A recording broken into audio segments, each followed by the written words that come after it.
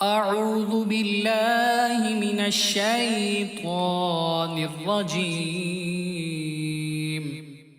بسم الله الرحمن الرحيم. شروع اللہ کا نام لے کر جو بڑا مہربان نہایت رحم والا ہے۔ لإيلاف قريش قریش کے مانوس کرنے کی بنا پر إيلافهم رحلة الشتاء والصيف یعنی ان کو جاڑے اور گرمی کے سفر سے مانوس کرنے کی بنا پر فليعبدوا رب هذا البيت انہیں چاہیے کہ اس نعمت کے شکر میں اس گھر کے مالک کی عبادت کریں الذي أطعمهم من جوع وآمنهم من خوف جس نے ان کو بھوک میں کھانا کھلایا اور خوف سے